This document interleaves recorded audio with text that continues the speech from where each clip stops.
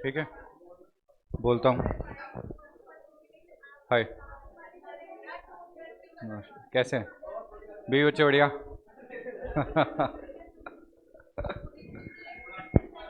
हाय, good after. ये बहुत ज़्यादा हो गया भाई, लोग डर जाएंगे। हाँ, अभी ठीक है। अभी ठीक है। अभी ठीक है, अभी ठीक है।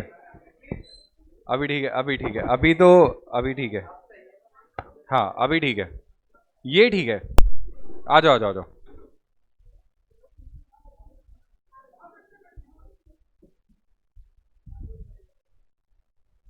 हाँ जी। So good afternoon everybody.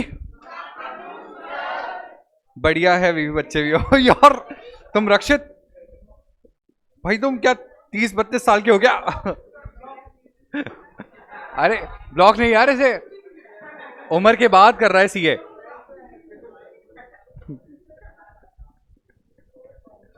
एक उम्र के बाद होता है ना, जैसे किसी का मन करता है सीए करने का। अब जैसे मैं आपको बताता हूँ, मेरे एक स्टूडेंट थे। अब सोचो मैंने कितनी रिस्पेक्ट से बोला, मेरे एक स्टूडेंट थे। हाँ, बहुत ज्यादा बड़े। ये इतने ज्यादा बड़े बताता हूँ मैं आपको। सुनो। 150 साल के। क्या यार। वही तो। मतलब मैं सो रहा हूँ रात को, एक आत्मा आ रही है मेरे सामने। मेरा मेरा सपना था। अरे भाई, सुन तो लो। सुनो, सुनो, सुनो। देखो, पता है क्या हुआ था जब मतलब ऑलमोस्ट चालू किया ही था, 1 साल हो गया था मेरे को पढ़ाते हुए। तो उस ड्यूरेशन के आसपास की बात है। तो मतलब मैं जहाँ पढ़ाता था उस टाइम पे, तो वहाँ पे ना एक एक्चुअली क्या था, वो जो जो पढ़ने आए थे, वो एक आरएएस ऑफिसर थे। मतलब आईएएस ऑफिसर के आसपास की रैंकिंग के थे, उनकी रैंक वही थी। उनके दोनों पैर नहीं थे। तो ऐसा, अच्छा, स्टार्टिंग से ऐसा नहीं था। उनके पैर थे पहले। But he met with an accident and in Mumbai. तो मुंबई के अंदर कुछ किसी मतलब कुछ ऐसा हो गया कि उनको धक्का दे दिया किसी ने, या कुछ ऐसा हो गया कि जिसकी वजह से उनकी दोनों टांगें कट गई थी। है ना? और मतलब आप सोच लो, आईएएस के बराबर की पोजीशन के गवर्नमेंट गवर्नमेंट ऑफिसर थे, काफ़ी अच्छी पोजीशन पे थे वो। बट उनका बचपन से एक सपना था कि उनको सीए करना था। Now he was at 58 years of age, 58 साल के थे, 58 ईयर्स के थे। And he wanted to complete a CA. ठीक है, वो सीए कंप्लीट करना चाहते थे, उनकी इच्छा थी कि हमेशा से वो सीए करना है। तो उस टाइम पे फिर उनको, फिर वो लोग हमारे पास आए थे पढ़ने के लिए। अब आप सोच लो, मतलब उनकी दो डॉटर्स थी, दोनों यूएस में थी, दोनों मैरिड थी, दोनों यूएस में थी। ठीक है, वो और उनकी वाइफ रहते थे यहाँ पे। रिटायरमेंट में 2 ही साल बचे हैं। And now he has decided to, ठीक है, डू दिस सीए। पैर नहीं है दोनों। ठीक है, अब वो ड्राइव कैसे करते थे, वो ड्राइव करके आते थे। तो हाँ, हाँ, वो ड्राइव का पूरा आता है। वैसे पूरा वो सिस्टम लग जाता है उसमें। तो हाथों से रेस दे सकते हैं उसमें, ऐसा कुछ होता है। ठीक है, जैसे स्कूटर होती है ना, जैसे स्कूटर में ऐसे, या जो एक्टिवा पे आप लोग हाथों से यूं रेस देते हो। ठीक है, तो वो उसके अंदर सिस्टम इक्विप हो जाता है, जिसकी वजह से उसी से रेस दे सकते हैं, दोनों हाथों से पूरी गाड़ी को कंट्रोल कर सकते हैं, ब्रेक्स भी उसी से लगा सकते हैं, सब कुछ उसी में इक्विप्ड होता है। तो वो इस तरीके की कार लेके आते थे। एंड लाइक वो अपने हाथों से ही चलते थे, मतलब आप समझ सकते हो, आपने देखा भी होगा। अपने हाथों से ही चलते थे। एक गद्दा रखते थे, दो गद्दियाँ रखते थे। एक आगे रखी, उस पर उठ के आए, फिर पीछे से उठा के दूसरी आगे रखी। This is how use to, ठीक है, कम। गाड़ी पार्क करते थे, खुद ही उतरते थे, किसी की हेल्प नहीं लेते थे। कभी कभी हेल्प उनको चाहिए भी नहीं थी, बट जैसे बेंचेस के बीच में थोड़ा सा अगर गैप ज़्यादा है, सो वो थोड़ा सा बेंच को पास में करेंगे, दोनों हाथों की मदद से उठेंगे, पूरी बॉडी को उठाएंगे, और फिर उस पर बैठ जाएंगे। This is how he use to sit. And he was so dedicated यार, मतलब सोचो यार, ऑलमोस्ट 58 ईयर्स की एज में वो बंदा पढ़ाई कर रहा है, क्योंकि उसको सीए करना था। तो क्या है, उनसे तो उनसे जो क्वेश्चन पूछा जाएगा, डेट विल बी लाइक बीवी बच्चे पोते पोती भी बढ़िया है ना। तो जैसे एक याद आ गई वो बात। ठीक है, कितने साल पुरानी हो गई होगी, आई गेस 10 ईयर्स और मे बी। हाँ। यार, कोई आइडिया नहीं है यार। कोई आइडिया नहीं है, कोई कनेक्टिविटी नहीं है। ठीक है। बस, मतलब लास्ट आईपीसीसी उनको पढ़ाया था उस टाइम पे, याद है मेरे को। अब याद नहीं है कुछ भी, क्या हुआ क्या नहीं हुआ, no idea. Self study, self study. चलो हाँ, चलिए करें। हाँ हाँ चलो अब आगे करते हैं, ठीक है। Declaration and payment of dividend अपन ने चालू किया था। और सुनो, पेज नंबर बताओगे कहाँ तक आ गए हम लोग? तीनों कंडीशंस हो गई थी, तीनों कंडीशन के एग्जाम्पल करने थे अपने को।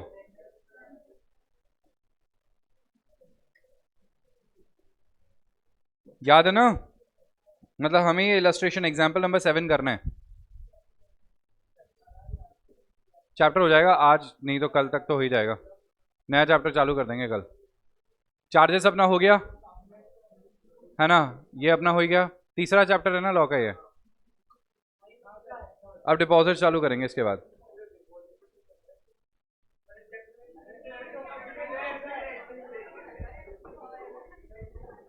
हो जाता है ऐसा परिवार की ज्यादा चिंता होने की वजह से। चलिए हाँ जी, आ गए सब, प्रोसीड करते हैं गाइस। एग्जाम्पल नंबर 7 कल इनकम्प्लीट रह गया था, आज कंप्लीट करते हैं इसे। कैप्रिकॉन इंडस्ट्रीज लिमिटेड जिसकी पेड अप शेयर कैपिटल है 200 लाख और एक्यूमुलेटेड रिजर्व है 240 लाख, तो टोटल कितना हो गया? 200 प्लस 240, 440 लाख। इसे लॉस हो गया कितने का? 30 लाख का। कोई बात नहीं। डिविडेंड पिछले 3 सालों से जो डिक्लेयर किया गया उसकी ये रेट है। तो 3 साल की एवरेज रेट, कंडीशन नंबर 1 याद है क्या आपको? Average rate of last 3 years कितनी होती है? 12 प्लस 10 प्लस 9 डिवाइडेड बाय 3, जो कि आ रहा है 10.33। 10.33 आ रहा है, राउंड ऑफ कर देते हैं, 10.3 कर देते हैं इसे। तो 200 लाख का 10.3% 20.6 लाख। या तो ये डिविडेंड देंगे अपन 20.6 लाख का। ओके, कुछ बच्चे छुट्टी में आज? चलो हाँ जी, देखिए ये आ गया।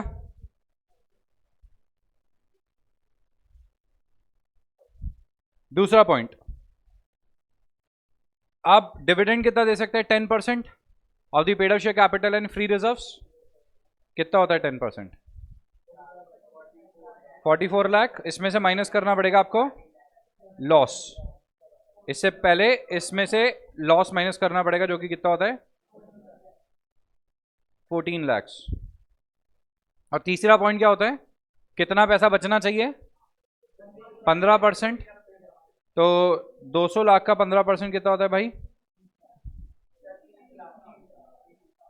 30 लाख बचने चाहिए 240 में से। 240 का रिजर्व है, ठीक है। 30 लाख बचने चाहिए, 210 lakh. Whichever is less?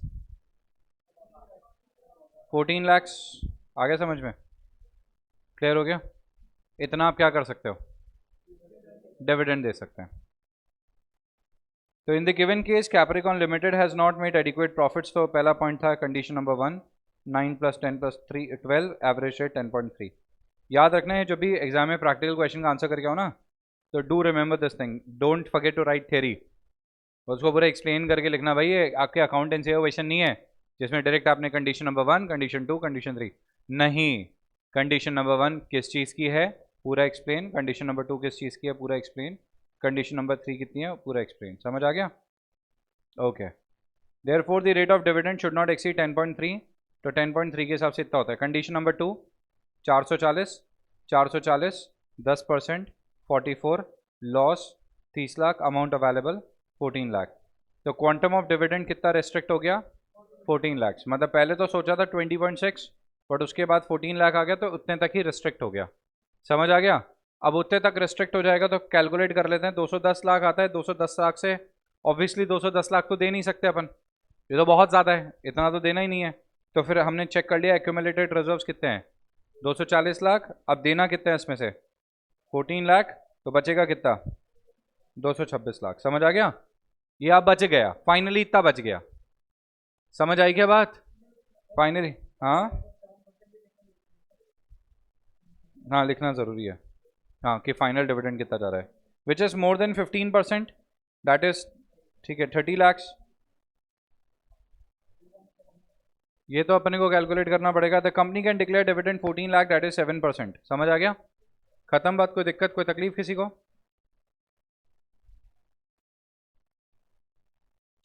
Next is Shipra Sugar Mills Limited has been regularly declaring dividend at the rate of 20% from past 3 years। मतलब एवरेज रेट आ जाएगा 20%। Company has not made adequate profits during the current year, but it has got adequate free reserves which can be utilized to pay dividend at the rate 20%। भाई ये तो सुनो, theory का question है और नहीं तो क्या। हाँ जी, अच्छा एक बात बताओ, डिविडेंड डिक्लेयर कर दिया हाँ या नहीं? क्या प्रोसेस होगा आप उसका? 5-30 7-7 वापस से 5-30 5-30। Very good. हाँ क्या? अब सुनिए, डिपॉजिट क्या हो गया? बोले भाई ये कौन से नारे लग रहे हैं यार, व्हाट इज हैपनिंग हियर? कौन कौन साथ साथ है?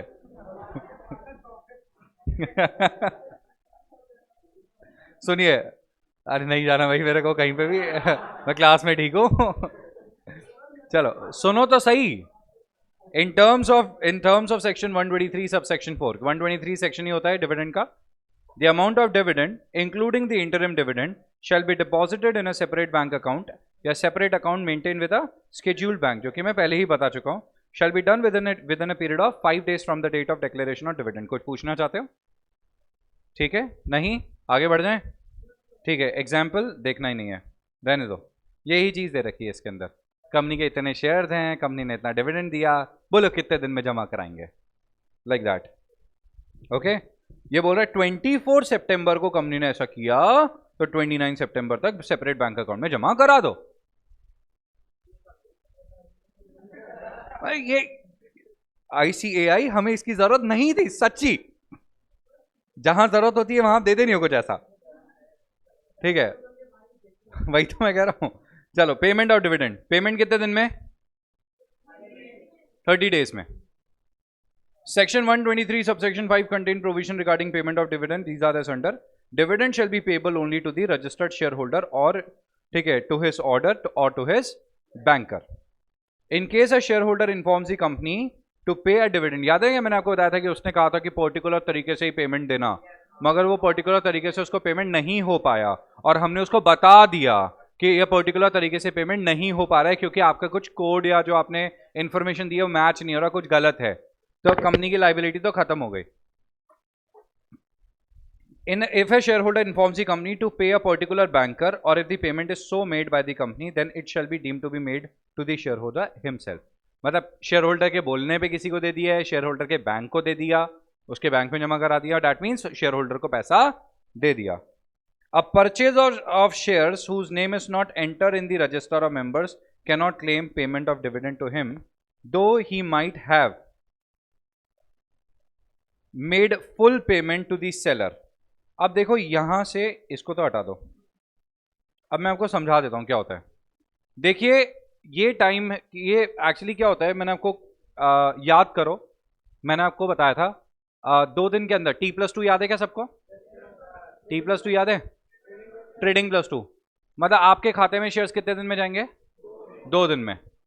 तो जिसका नाम डिपॉजिटरी के पास चला जाएगा, डिपॉजिटरी के खाते में चला जाएगा, वो कंपनी का बन जाता है बेनिफिशियल ओनर। क्या बन जाता है?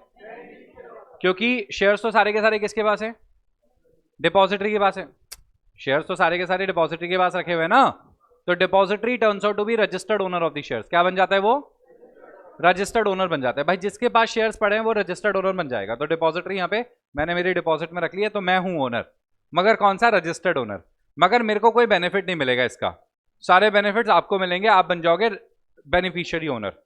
तो जिस भी बंदे का नाम यहाँ पे रजिस्टर डिपॉजिटरी के पास आ जाता है वो कंपनी का शेयर होल्डर मतलब ओनर मतलब मेंबर बन जाता है।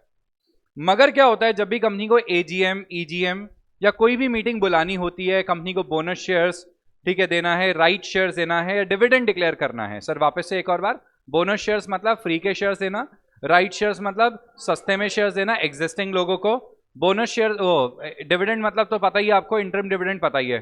तो कुछ इस तरीके की जब चीजें होती है, एजीएम ईजीएम बुलाई जाती है, तो उस टाइम पे कंपनी अपने रजिस्टर ऑफ मेंबर्स को, किसको, रजिस्टर ऑफ मेंबर्स, ROM, ठीक है, register of members ROM, okay. तो रजिस्टर ऑफ मेंबर्स को क्या करेगी कंपनी, क्लोज करेगी, क्या करेगी, क्लोज करेगी। तो कंपनी यहाँ पे रजिस्टर ऑफ मेंबर्स को क्या करने वाली है, क्लोज करने वाली है, ठीक है। Register of members can be closed for 45 days, रोम को क्लोज कर सकते हैं कितने दिन के लिए, 45 डेज के लिए। तो कंपनी यहाँ पे रोम को 45 डेज के लिए क्लोज कर सकती है, बरोबर। रोम को कितने दिन के लिए क्लोज कर सकती है, पूरे साल भर में 45 डेज के लिए। एट अ टाइम मैक्सिमम 30 दिन के लिए क्लोज करा जा सकता है, ठीक है, और मिनिमम 7 डेज के लिए क्लोज करा जाएगा। तो यहां पे क्या हो रहा है, कंपनी क्या मीटिंग बुलाना चाहती है, तो मीटिंग बुलाने से पहले, एजीएम बुलाने से पहले इसको क्या करना पड़ेगा, रोम को मतलब रोम को क्लोज करना पड़ेगा, ठीक है, रजिस्टर ऑफ मेंबर को क्लोज करना पड़ेगा, बरोबर। तो रजिस्टर ऑफ मेंबर को इसने क्लोज करा और उस लिस्ट को अपडेट करेंगे, उस लिस्ट को अपडेट करेंगे। तो एक पर्टिकुलर डेट बता दी जाएगी जिसको कहेंगे, ठीक है, जिसको कहेंगे बुक क्लोजर डेट। उस दिन तक जो मेंबर बन गए उनका नाम तो लिख दिया जाएगा रजिस्टर ऑफ मेंबर्स के अंदर, और जिन्होंने उस दिन तक शेयर्स बेच दिए उनका माइनस कर दिया जाएगा, हटा दिया जाएगा। समझ आ गया, इनका तो लिख दिया, उनका माइनस कर दिया। Are you getting this point भाई, इनका तो लिख दिया, उनका माइनस कर दिया, इनका तो नाम लिख दिया अपन ने, उन लोग का नाम माइनस कर दिया, बरोबर। कोई दिक्कत किसी को, ठीक है। तो इधर इन लोग का तो नाम मेंशन कर दिया, उन लोग का नाम मैंने माइनस कर दिया, कोई दिक्कत नहीं है ना, ठीक है। मगर इसको क्लोज करने के बाद अगर कोई पर्सन शेयर बेच देता है और दूसरा पर्सन शेयर खरीद लेता है, तो he can become a share holder but he can not become a member of the company. तो भाई वो शेयर होल्डर तो बन गया, मगर उसका नाम रजिस्टर ऑफ मेंबर्स में नहीं आया, तो वो कंपनी का मेंबर नहीं बन पाया। अब ये जो काम हुआ है, ये तब हुआ है जब बुक क्लोजर था। क्या था, रिकॉर्ड डेट फाइनल हो चुकी थी, बुक क्लोजर था, रिकॉर्ड डेट वाले दिन। भाई रिकॉर्ड डेट मतलब एक ऐसा दिन जिस दिन हम रिकॉर्ड को अपडेट करेंगे, उस दिन से पहले तक जिसने शेयर्स खरीद लिए बेच दिए उनके नाम अपडेट हो जाएंगे। मगर रिकॉर्ड डेट से बुक क्लोजर के दिन तक जिसने हरकत करी है, मतलब जिसने इस ड्यूरेशन में शेयर्स खरीदे हैं, उसका नाम रजिस्टर ऑफ मेंबर्स में नहीं आएगा। तो अब किसी बंदे ने क्या किया, रिकॉर्ड डेट के बाद से लेकर जब तक बुक क्लोजर है उसके बीच में उस ड्यूरेशन में शेयर्स खरीदे, और जिसने उस ड्यूरेशन में शेयर्स बेचे, तो जिसने बेचे हैं और जिसका नाम रजिस्टर ऑफ मेंबर्स में आ रहा है, डिविडेंड उसी को मिलेगा। मतलब लेट से कंपनी अपने रजिस्टर ऑफ मेंबर्स को 24 अगस्त को बंद कर रही है, 24 अगस्त को बंद कर रही है, लेट से लेकर 28 अगस्त तक बंद रहेगा, ओके। तो ये रिकॉर्ड डेट फाइनलाइज कर दी इन्होंने 24 तारीख से लेकर कब तक रहेगा रिकॉर्ड डेट, ये बुक क्लोजर कब तक रहेगा, 28 तारीख तक।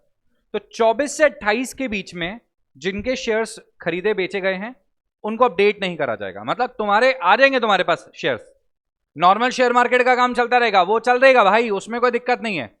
कंपनी के पास इस बार इंफॉर्मेशन नहीं आएगी। तो अगर मान लो क्या हुआ, ठीक है, अगर मान लो लेट्स टेक एग्जांपल, आपका नाम बोलो। प्रियांशी ने क्या किया, प्रियांशी के पास, ठीक है, प्रियांशी ने कंपनी के शेयर्स खरीदे 23 तारीख को। कब खरीदे, 23 को।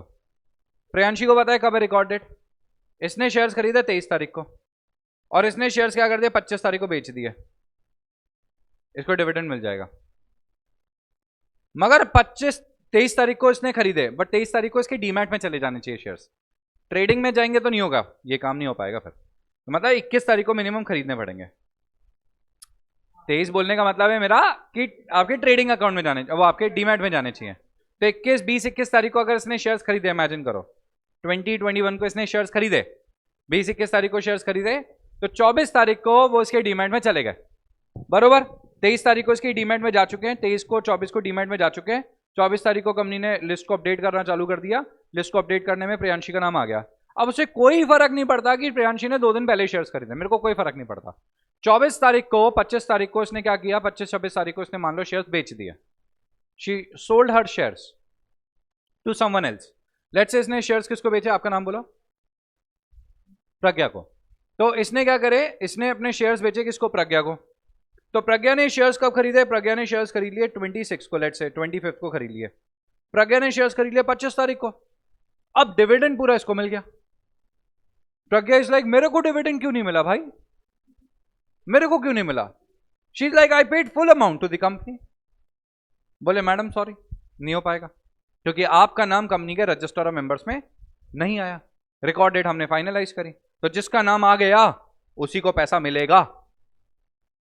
भले ही तुमने 365 दिन में से 364 डेज तुमने शेयर होल्ड करे, मगर रिकॉर्ड डेट बनते टाइम पे उससे पहले जस्ट बेच दिए तो तुम्हारा नाम हट गया, कोई फर्क नहीं पड़ेगा। बट सर ये तो सर घाटा, अरे कुछ नहीं होता ऐसा, प्रैक्टिकली कुछ नहीं होता। नहीं नहीं, प्रैक्टिकली ये सब होता है मगर कोई घाटा नहीं होता। उसका रीजन ये है कि कंपनी जब रिकॉर्ड डेट अनाउंस करती है तो शेयर का भाव बढ़ेगा ही बढ़ेगा। This is with all practical reason. Company क्या कर रही है, this is a corporate announcement, corporate announcement की वजह से शेयर का प्राइस बढ़ जाता है। तो एक्चुअली क्या होता है कि अगर कोई उस मोमेंट शेयर्स खरीदने का सोचता है तो उसको कोई खासा फायदा नहीं मिलता, क्योंकि शेयर का प्राइस रिकॉर्ड डेट खत्म होने के बाद डिविडेंड डिक्लेयर करने का थोड़ा सा गिरेगा, करेक्शन आएगा, तो बात ती बढ़ जाती है। और डिविडेंड ऐसा तो है नहीं कि बहुत सारा मिल गया भाई, क्या खरीद ही लो।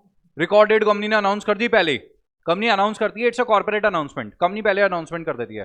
तो कंपनी ने अनाउंसमेंट कर दिया this is our record date, ठीक है भाई 8-10 दिन के बाद हमारी रिकॉर्ड डेट होगी ये। तो अपन ने क्या देखा, अरे 10 दिन के बाद ये खरीद लो, अपन सबने खरीद लिए।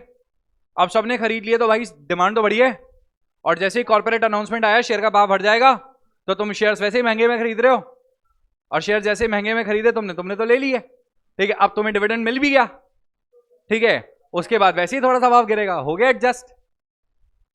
बोलो भाई, बल्कि हो सकता है ज्यादा नुकसान हो जाए, इसलिए तो ये चीज का ध्यान रखना पड़ता है अपने को, तो मतलब नहीं निकलता इसका, ठीक है। बट हाँ ठीक है, ये प्रोसेस है, दिस इज दी प्रोसेस। बोलो समझ आया कि नहीं आया, ठीक है।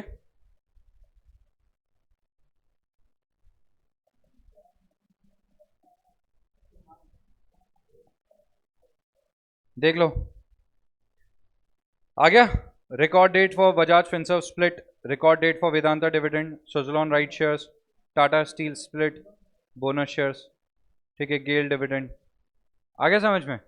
ये सबके लिए रिकॉर्ड डेट होता है, कोई भी कॉर्पोरेट एक्शन होता है उससे पहले रिकॉर्ड डेट। अभी अभी बोला था मैंने ये चीज़, ठीक है। वेदांता डिविडेंड देख लेते हैं एक बार, ये लो भाई,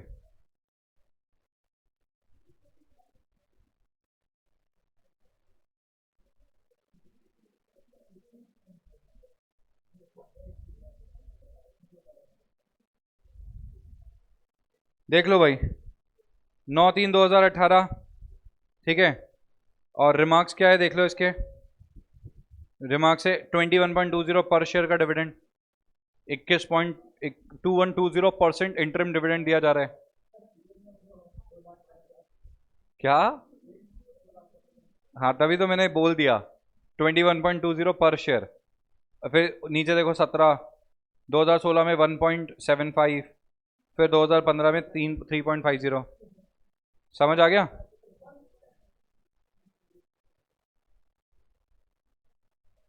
चलो बहुत बढ़िया। क्या सर? 18 दिया होगा वो, पता नहीं, अब दिख नहीं रहा, दिया तो होगा ही, तो इसको डिटेल में देखना पड़ेगा, ठीक है।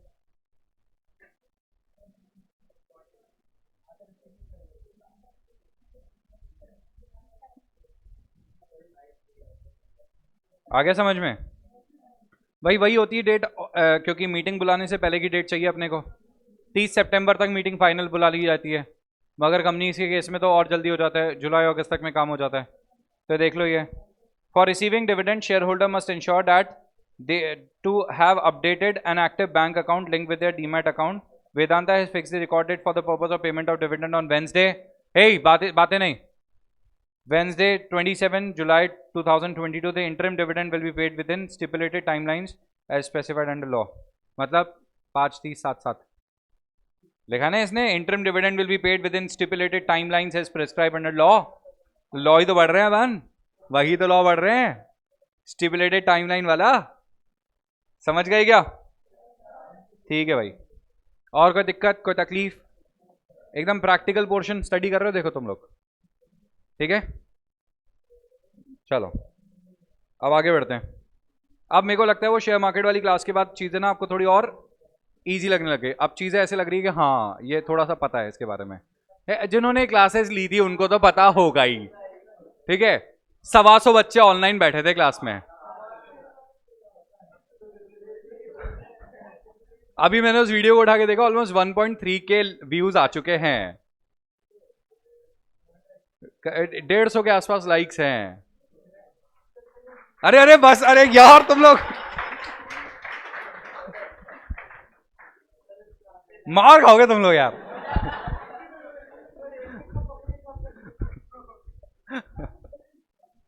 चलो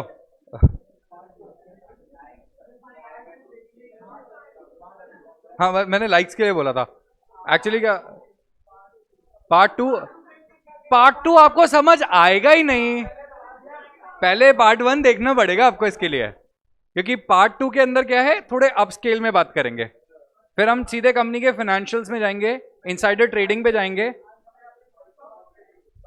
भाई से बात करी थी क्या? ओह ठीक है, ठीक है। हाँ नाइस, क्या बात है, क्या बात है। अब मेरी बात सुनो, मेरे से ही सीख के जाएगा वो। हाँ जी हाँ। उस दिन पार्ट 1 मैंने लिया था। हाँ वो पार्ट 2 के लिए बोल रहा है, पार्ट 2 के लिए वो बोल रहा है कि मैं ले लूंगा, ठीक है। मैंने कहा चल ठीक है कोई बात नहीं, पेमेंट ऑफ डिविडेंड सुन लो अब आगे। सुनिए, कौन सा टॉपिक था ये? नहीं ये वाला। अरे कहाँ गया यार?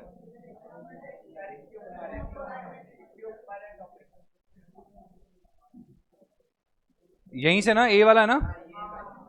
इनके शेयर होल्डर इन्फॉर्म्स दी कंपनी, हाँ ये तो हो गया था। A purchaser of shares whose name is not entered in the register of members cannot claim payment of dividend to him, though he might have made full payment to the seller. In this regard, we will later on this। अच्छा ये तो था ही नहीं।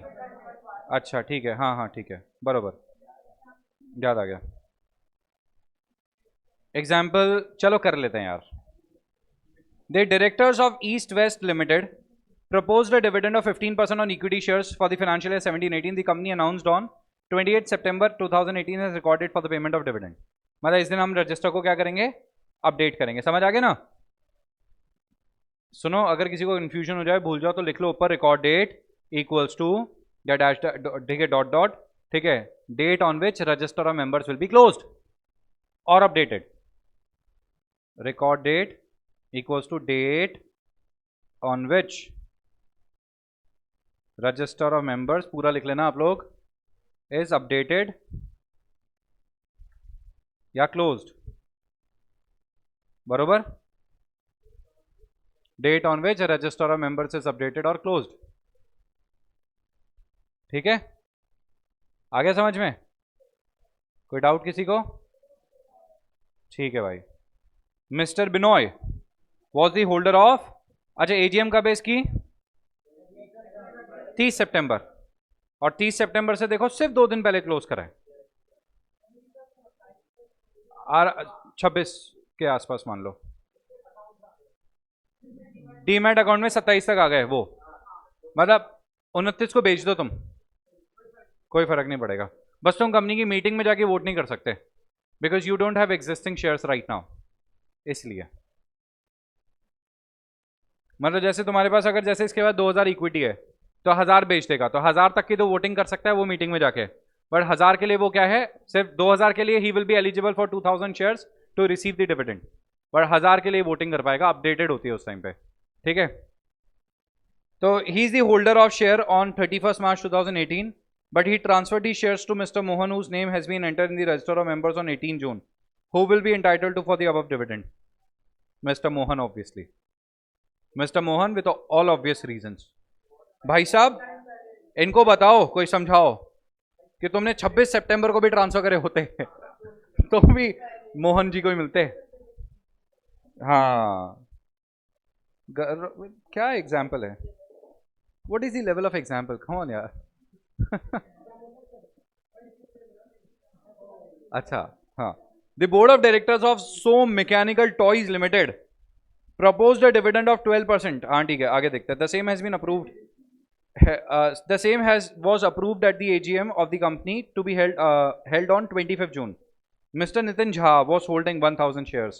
as on 31st March 2020, but the same were transferred to Mr. Raj, whose name was registered on.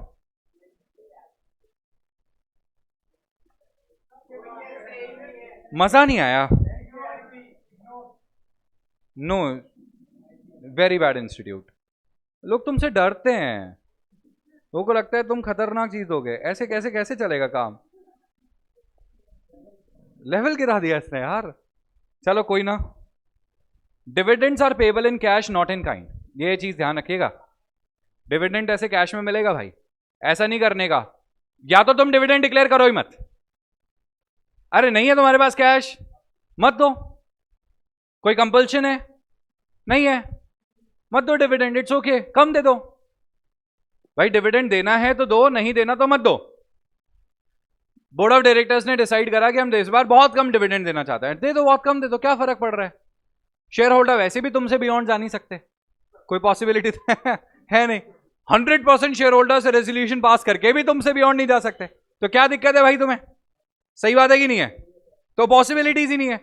हाँ, अगर तुम share holders को खुश करना चाहते हो और तुम्हारे पास बहुत सारे रिजर्व्स हैं, you have plenty of reserves, तो तुम क्या करो, बोनस शेयर्स दे दो. वो लोग भी खुश कि उनको उनको उनके शेयर्स डबल हो गए भाई. दे दो एक एक बोनस सबको. भाई जैसे एक एग्जांपल दिखाता हूं मैं आपको. देखो, आईओसी फाइनेंशियल्स. आईओसी तो पता है ना आपको, इंडियन ऑयल कॉर्पोरेशन. चलो जरा इसके फाइनेंशियल स्टेटमेंट पे थोड़ी सी नजर डालते हैं. ये इसके फाइनेंशियल स्टेटमेंट्स है भाई. मतलब सिंपल तरीके से इसकी इक्विटी शेयर कैपिटल है 9,181 करोड़, और इसके जो रिजर्व्स है ना भाई, वो 1,22,000 करोड़ के हैं.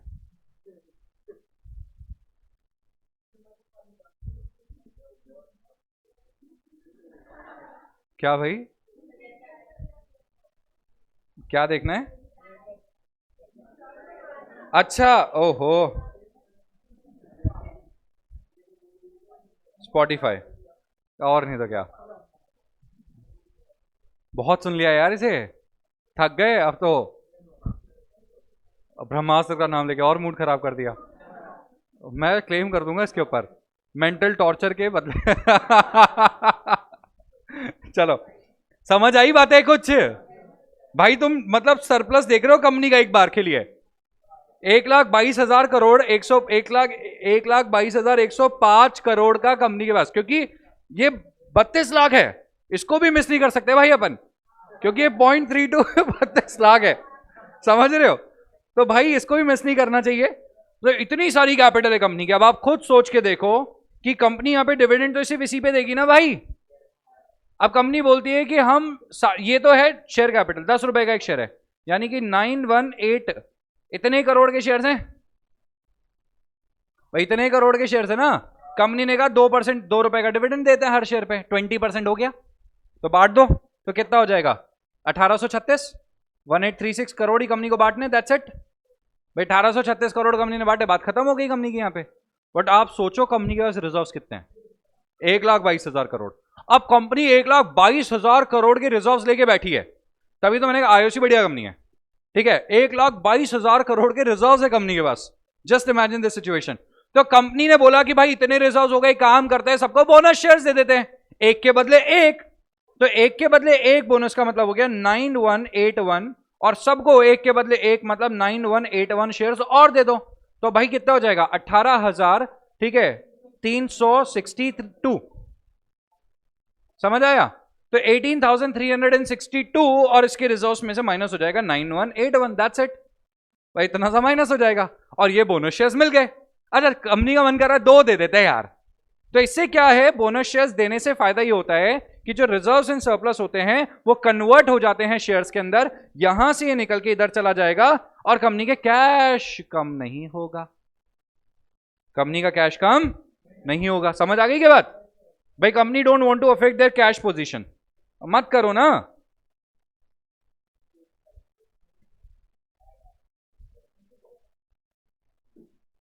ठीक है, समझ आ गया. अब इधर देखो, कंपनी के पास है करंट एसेट्स के नाम पे cash and cash equivalents 882 crore. आ गई रियलिटी सामने. पोजीशन समझ आ रही है. अरे वाह, इन्वेंट्री देखो ना यार तुम, 1,03,000 करोड़ का क्रूड ऑयल पड़ा है। आईओसी का क्या इन्वेंट्री होगा, वही तो होगा ना। ठीक है, हाँ और भी चीजें होगी, बट एक एग्जांपल के तौर पे इतने का तो क्या है इनके पास, क्रूड ऑयल पड़ा है। बट आप सोच के तो देखो एक बार भाई, 882 करोड़ का ही तो कैश पड़ा है इनके पास। लास्ट ईयर इनके पास कैश ज्यादा था, इस साल कैश कम है। अब अगर डिविडेंड में सब बांट देंगे तो कैश खत्म हो जाएगा ना, इसलिए डिविडेंड कम देंगे। ओके, बोनस शेयर्स दे दो, बल्कि ज्यादा फायदा है आपको। आएगी नहीं ये बात समझ में, बताओ। पूरा कॉन्सेप्ट क्लियर हो गया? ठीक है, लाइक शेयर एंड सब्सक्राइब। ठीक है ये भाई इस तरीके से अपन क्या करते हैं, इस तरीके से फाइनेंशियल्स को देखते हैं, कंपनी के बारे में जजमेंट इस तरीके से करा जाता है। ऐसे अंधाधुन इन्वेस्टमेंट नहीं होता, ऐसे शेयर मार्केट में कंपनी के फाइनेंशियल्स को स्टडी करके, ठीक है, और फिर उसके बाद कैंडल चार्ट को देखा जाता है। कैंडल चार्ट को देखा जाता है शॉर्ट टर्म में। कैंडल चार्ट होता है ना, जैपनीज कैंडल स्टिक्स होती है अगर आप देखो तो। ठीक है, तो कैंडल स्टिक्स चार्ट को तब देखा जाता है जब आप शॉर्ट टर्म इन्वेस्टमेंट्स करना चाहते हो। जब आप कंपनी के फाइनेंशियल्स को देख के आप, अब आपने फाइनेंशियल्स देख लिए, कंपनी की इतनी स्ट्रॉन्ग पोजीशन है, और अगर आपको 10 साल के लिए भूलना है तो बस 10 साल के लिए भूल जाओ, कोई दिक्कत नहीं है। तो ये क्या है, ये फाइनेंशियल्स फिर काम आते हैं। और कैंडल चार्ट्स काम आते हैं कब, तो शॉर्ट टर्म के लिए इन्वेस्टमेंट करना है, क्योंकि वो आपको प्रपोर्शन बताएंगे, वो आपको बताएंगे कि देखो ये ट्रेंड बन रहा है, ये बुलिश ट्रेंड बना, ये बियरिश ट्रेंड बना। It works like this. आई बात समझ में? चलो, ये मैंने आपको ऐसे ही नॉलेज के लिए बता दिया था, प्लस मैंने आपको कुछ कुछ चीज़ें जो मेरे को दिखानी थी प्रैक्टिकल पोर्शन के लिए, वो मैंने दिखा भी दी। और अब आप लोग के लिए क्या है, अंडरस्टैंडिंग इसलिए ईजी है क्योंकि आप लोग एक बेस समझ चुके हो। गाइस, जिसने अभी तक बेस समझा नहीं है वो प्लीज़ जाके वीडियो चेकआउट कर लेना, जिसने अभी तक नहीं देखा है। ठीक है, क्यों? क्योंकि मैं जो अब चीज़ें बताता हूँ ना, मैं ये सोच के साथ बताता हूँ, I am just coming up with that pre conceive notion that you have seen that thing. तो आपके लिए ये सब समझना ना अब आसान है। ओके, और जितना ज़्यादा अपने सब्जेक्ट को मतलब प्रैक्टिकल चीज़ों से कनेक्टेड रखोगे ना, उतनी अंडरस्टैंडिंग भी इजी रहेगी आप लोग के लिए, चैप्टर भी इजी लगेगा, सब्जेक्ट भी इजी लगेगा। Okay, we'll keep it updated, don't worry. पूरा इंटायर चैप्टर ही we'll keep it updated. Okay, जो अदर लॉज है ना, उसमें थ्योरेटिकल पोर्शन थोड़ा ज़्यादा रहेगा बस, क्योंकि उसमें प्रैक्टिकल बातें बताने की है नहीं है सच।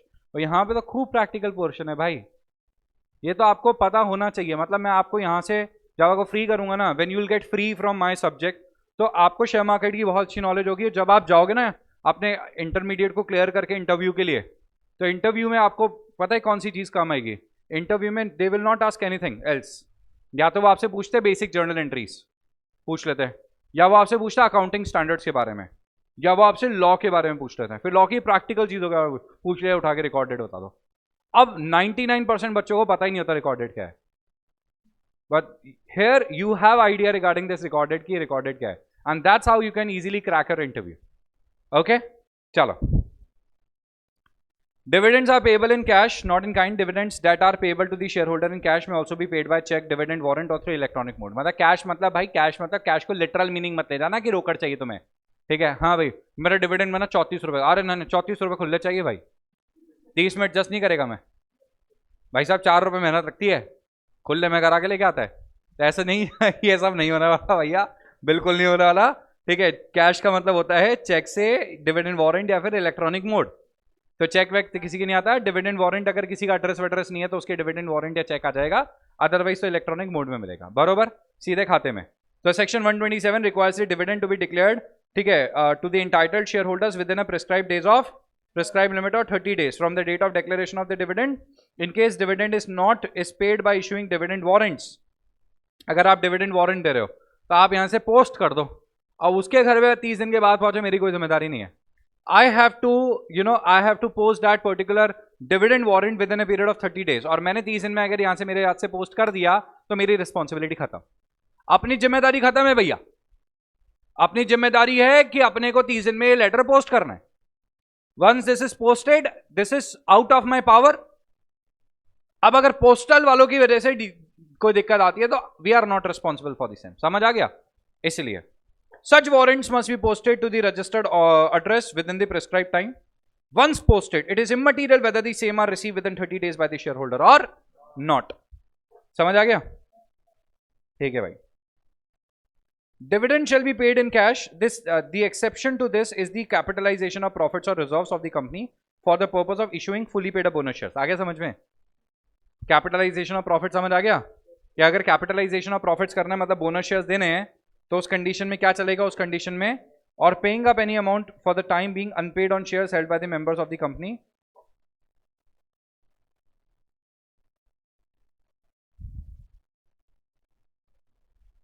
हाँ, ये बोलता है dividend will be paid in cash.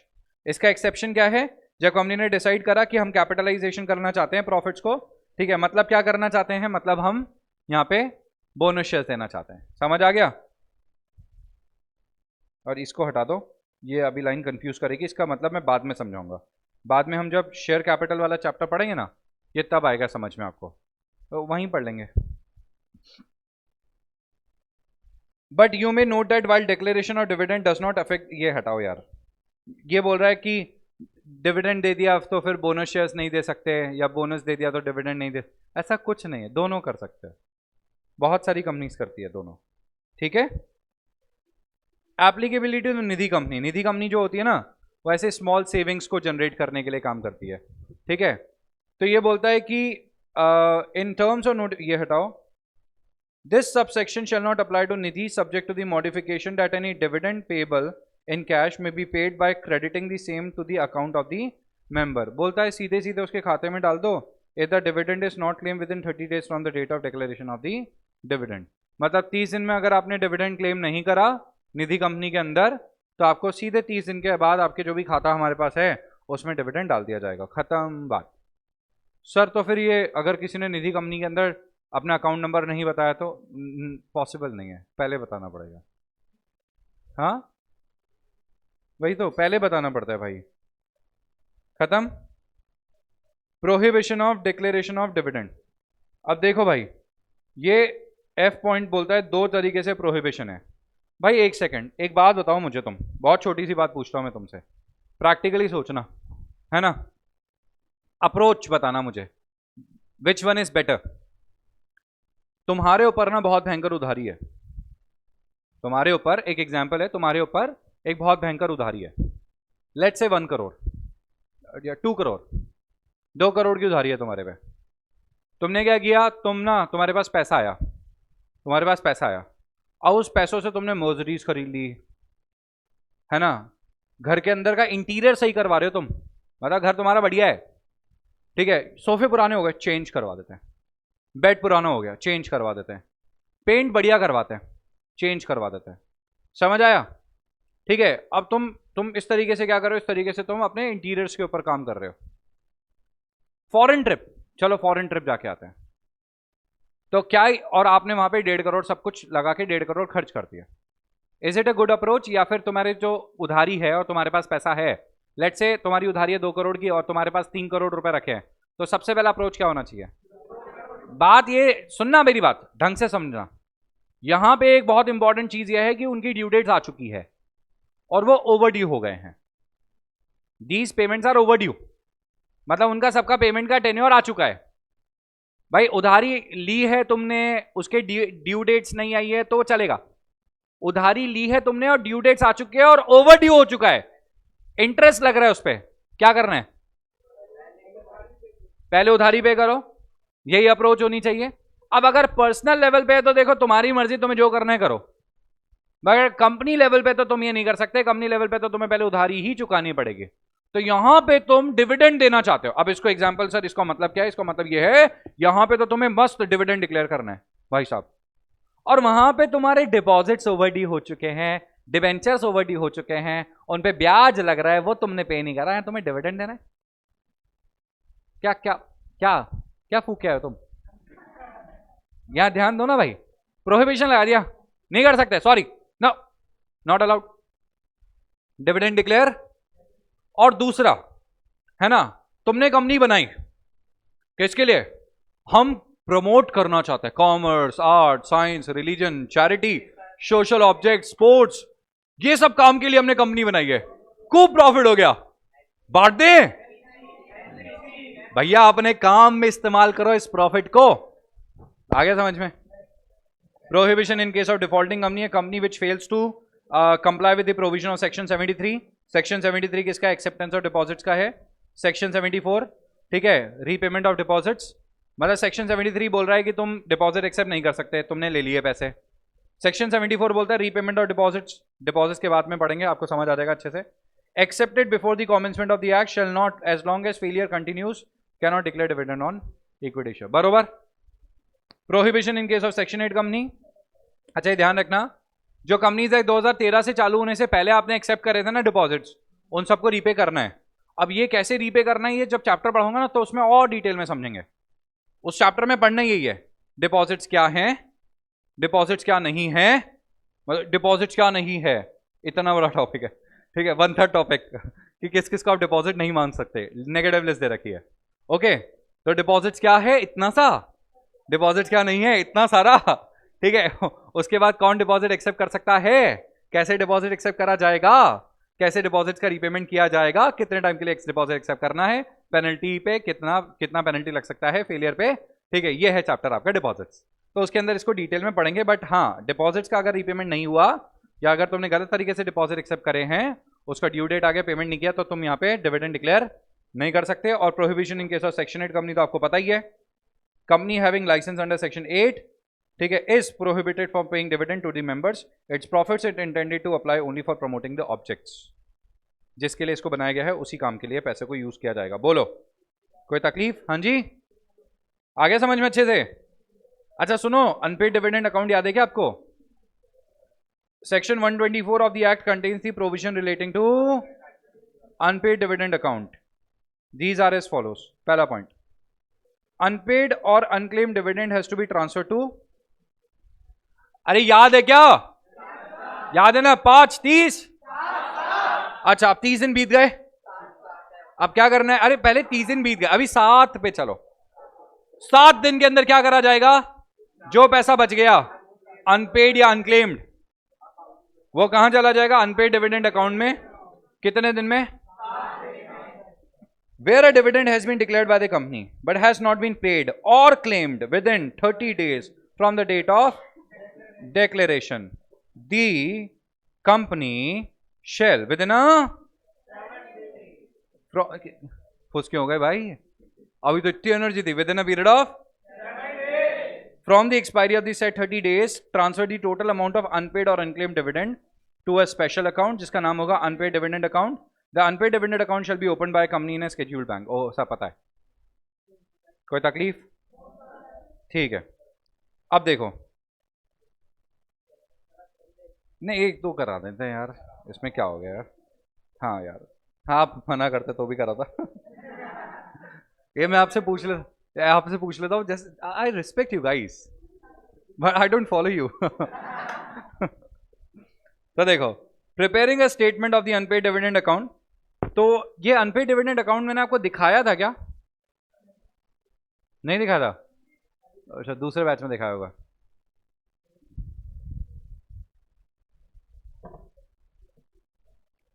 With in 90 days from transferring any amount to unpaid dividend account, 90 दिन के अंदर अंदर जैसे आपने पैसा ट्रांसफर करा, the company shall prepare a statement containing the name, ठीक है, उन लोग का नाम लिखा जाएगा, लास्ट नोन एड्रेसेस लिखे जाएंगे, अमाउंट ऑफ अनपेड डिविडेंड लिखा जाएगा to each person and place such statement on the website of the company if any and also to other website approve by the CG for this purpose. 90 दिन के अंदर अंदर उन सारे लोगों का नाम वाम लिख के अपलोड कर दिया जाएगा। समझ आ गया? अनपेड डिविडेंड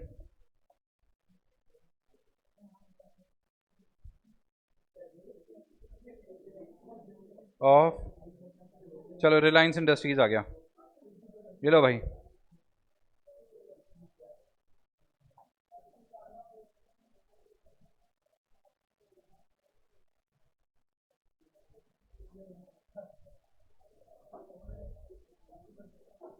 ये लो, आ गया समझ में? ठीक है, ये बताया तो था मेरे को जहां तक याद आ रहा है।